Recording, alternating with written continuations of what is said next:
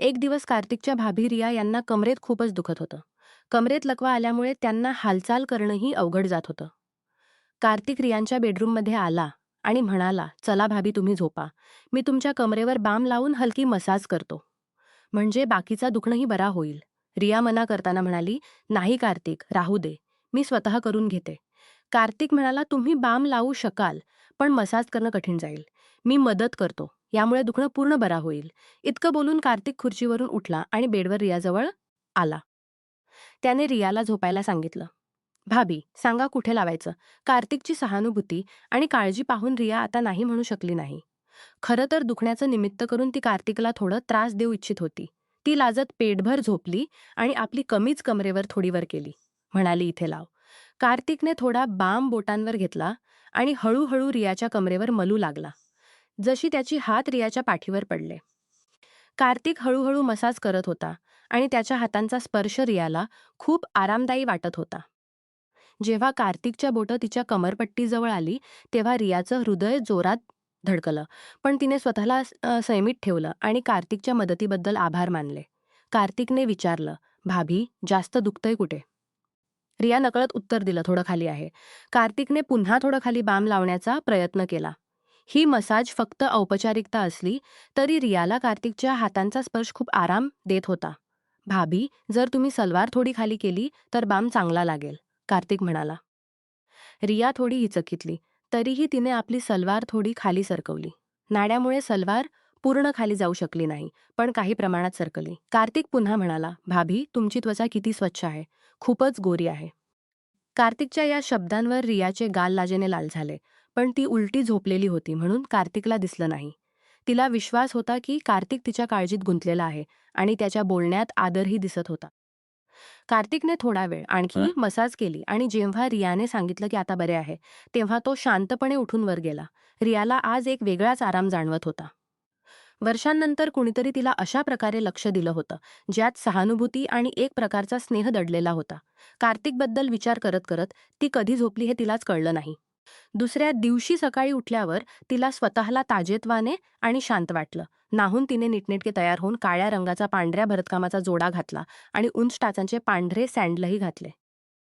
हलका मेकअप करून ती किचनमध्ये नाश्ता तयार करायला लागली. नाश्ता बनवताना ती वारंवार किचनच्या दाराकडे येऊन जिनेच्या दिशेने पाहत होती.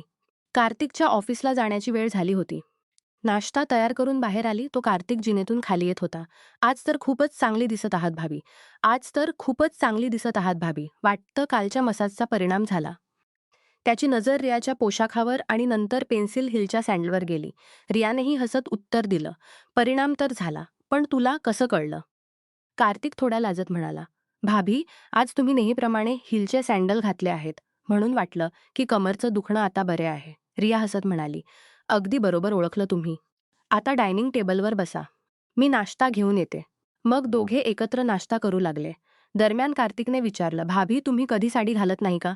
रियाने उत्तर दिलं, "घालते, पण खूप कमी. वर्षातून एक दोनदा एखादा खास प्रसंग असेल तर." "का?" कार्तिकने विचारलं. "नाही, फक्त म्हणून. मी तुम्हाला कधी साडीत पाहिलं नाही. माझं मत आहे की तुमच्यावर साडी खूपच छान बसेल." मग कार्तिक जाताना म्हणाला, "भाभी, रात्रीचं जेवण मी बाहेरून आणतो. तुम्ही बनवू नका." रिया हसत म्हणाली, "ठीक आहे." कार्तिक पुन्हा म्हणाला, "जर दुसऱ्या कशाची गरज असेल तर सांगा. मी येताना आणतो." रिया म्हणाली की तिला दुसऱ्या कशाची गरज नाही. कार्तिक गेल्यानंतर ती छोटे मोठे काम करू लागली. नंतर वर जाऊन कार्तिकच्या खोलीची स्वच्छता करू लागली. त्या दरम्यान रियाला त्याच्या बेडखाली काही कपडा पडलेला दिसला.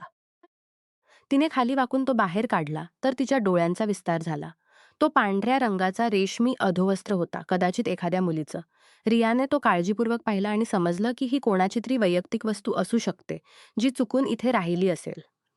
तिने लगेच तो कपडा एका बाजू सुरू ठेवली. त्याचवेळी तिला 3 दिवसांपूर्वीची घटना आठवली. रोहन आणि रीना याच खोलीत एकत्र होते. तिला वाटलं की हा कपडा कदाचित रीनाचाच असेल. रियाने कपडा उचलून पाहिला तर त्यावर काही पांढरे डाग दिसले. तिला समजायला वेळ लागला नाही की ते कसे आहेत. त्या डागांना पाहून ती थोडी गोंधळली. तिकडे मुख्य दारावर ठोका झाला. तिने तो कपडा परत बेडखाली ठेवला आणि बाहेर येऊन दाराकडे पाहिलं. शेजारी राहणारी कोमल भाभी उभी होती. "अरे भाभी, मी आता येते," रिया म्हणाली आणि पटकन कार्तिकची खोली बंद करून खाली येऊन दार उघडलं. कोमल शेजारी राहत होती. ती सुमारे 35 वर्षांची होती आणि घरातच ब्युटी पार्लर चालवत होती. कोमल अनेकदा दुपारी रियाच्या घरी येत असे किंवा तिला आपल्या घरी बोलावत असे आणि दोघी गप्पा मारत असत. त्या दिवशी रिया आणि कोमल गल्ली बोळाच्या ढेर सगळ्या गोष्टी बोलत होत्या. कोमल गेल्यानंतर रियाला पुन्हा न्हाण्याची इच्छा झाली. सकाळी कार्तिकने साडीचा उल्लेख केला होता म्हणून नाहून तिने निळ्या रंगाची प्रिंटेड साडी घातली आणि सोबत सिल्वर रंगाचे पेन्सिल हिलचे सुंदर सँडलही घातले. कार्तिक येण्याची वेळ झाली होती आणि तो संध्याकाळीच आला. रियाने दार उघडलं तर कार्तिक तिला खूप लक्ष देऊन पाहू लागला. त्याला असे लक्षपूर्वक पाहताना पाहून रिया हसत म्हणाली, "असे काय पाहत आहाला? खरंच भाभी, आज तुम्ही या साडीत खूपच सुंदर दिसत आहात." इतकं बोलून तो आत आला. सोबत रात्रीचं जेवणही आणलं होतं. "भाभी, मी वर जातो फ्रेश होण्यासाठी. तुम्ही एक ग्लास सरबत बनवाल का प्लीज?" रियाने त्याच्याकडे हसत पाहिलं आणि म्हणाली, "हो हो, का नाही." नंतर कार्तिक वर गेला आणि फ्रेश होऊन खाली आला तेव्हा त्याने आरामदायी टी शर्ट आणि शॉर्ट्स घातले होते. रियाने शरबत बनवलं आणि ते आपल्या बेडरूममध्ये आणलं. तिथे कूलर चालू होता. कार्तिक खोलीत येऊन समोरच्या खुर्चीवर बसला आणि रियाही बेडवर पाय खाली लटकवून बसली. दोघे इकड तिकडच्या गोष्टी बोलत होते. दरम्यान कार्तिकने विचारलं, "भाभी, आता तुमच्या कमरचं दुखणं कसं आहे?" रिया हसत म्हणाली, "अरे आता तर मी पूर्ण बरी आहे. काल इतकी चांगली मसाज झाली होती ना." कार्तिकने आपला शरबताचा ग्लास साईड टेबलवर ठेवत म्हणाला, "भाभी, तुम्ही आरामात झोपा. मी एकदा आणखी बामने तुमची मसाज करतो. म्हणजे तुमची तब्येत आणखी म्हणाली, "नाही कार्तिक, मी आता पूर्ण बरी आहे." पण कार्तिक म्हणाला, "भाभी, तुम्ही माझ्यासाठी नेहमी इतकं करता. मी तुमच्यासाठी इतकंही करू शकत नाही का? चला झोपा." रियाने त्याची गोष्ट टाळता आली नाही. रिकाम्या ग्लासाला टेबलवर ठेवत म्हणाली, "अच्छा बाबा, तू मानत नाहीस, झोपते. आधी सँडल तरी काढून टाकू." सँडल तरी काढून टाकू." "सँडल काढण्याची गरज नाही भाभी. इतकी सुंदर सँडल तुमच्या सुंदर पायांच्या सौंदर्याला आणखी वाढवत आहेत. तुम्ही असेच झोपा." कार्तिक थोड्या खेळकरपणाने म्हणाला आणि तिने त्याची गोष्ट मान्य करून बेडवर झोपली. तिने साडी घातली होती म्हणून तिची कमर कार्तिकच्या नजरेसमोर होती. कार्तिकने बाम बोटांवर लावला आणि रियाच्या कमरेची मसाज करू लागला. रियाने कार्तिकला विचारलं, "एक गोष्ट सांग कार्तिक, तुला माझी उंच टाचांची सँडल खूप आवडतात ना?" कार्तिक थोडा लाजत म्हणाला, "हो भाभी, तुम्ही अगदी बरोबर म्हणताय. तुम्हाला विचित्र वाटेल, पण मला स्त्रियांच्या पायात हाय हिलची सँडल खूप आकर्षक वाटतात. आणि तुम्ही तर नेहमीच हाय हिलची सँडल किंवा चप्पल घालत असता." रिया हसत म्हणाली, "अरे यात लाजण्यासारखं वाटत नाही. मी तर तुझ्या भावना समजते." कार्तिकच्या हातांनी होणारी मसाज तिला खूप आराम देत होती. कार्तिकचे हात हळूहळू खालीकडे जाऊ लागले. रियाच्या विनोदी मूडला पाहून कार्तिकनेही थोडी हिंमत दाखवत म्हणाला, "भाभी, तुमची त्वचा किती मऊ आहे.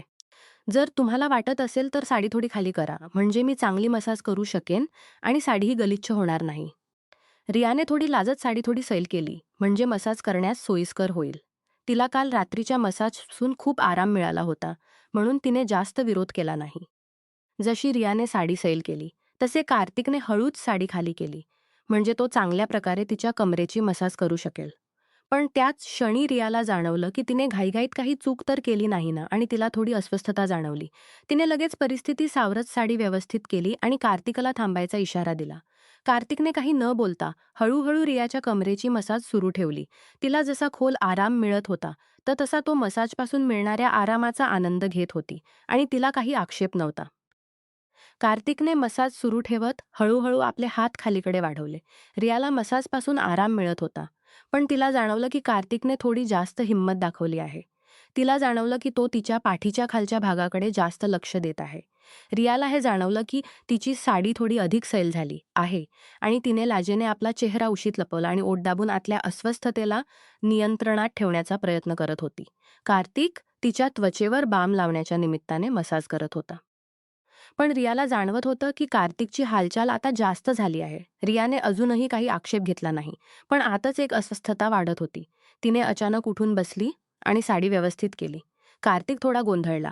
रिया शांतपणे पण ठामपणे म्हणाली, "कार्तिक थांब. आता पुरे झाले. मला आराम मिळाला आहे." कार्तिक म्हणाला, "भाभी, मी फक्त."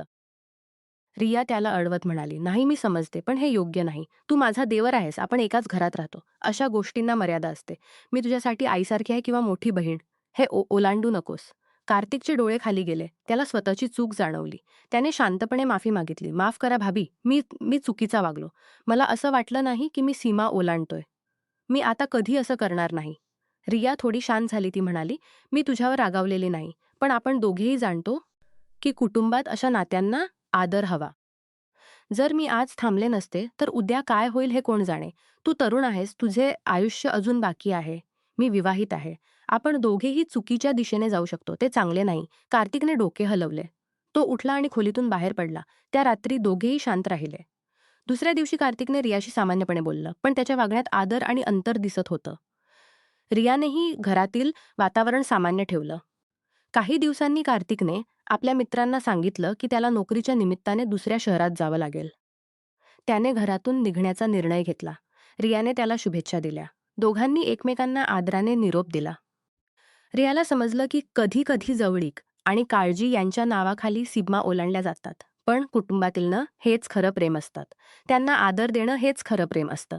कार्तिकही पुढे चांगल्या मार्गांती जोडली आणि कधीही मागे वळून पाहिलं नाही. कुटुंबात विश्वास आणि आदर राखणं हे सर्वात महत्त्वाचं असतं. जवळीक असली तरी मर्यादा ओलांडणं कधीही योग्य नसतं. प्रत्येकाने आपल्या भूमिकेला आणि जबाबदारीला जाणून वागणं गरजेचं आहे. नमस्कार मित्रांनो, तुम्हाला ही कथा आवडली असेल तर चॅनेलला सबस्क्राईब करायला विसरू नका.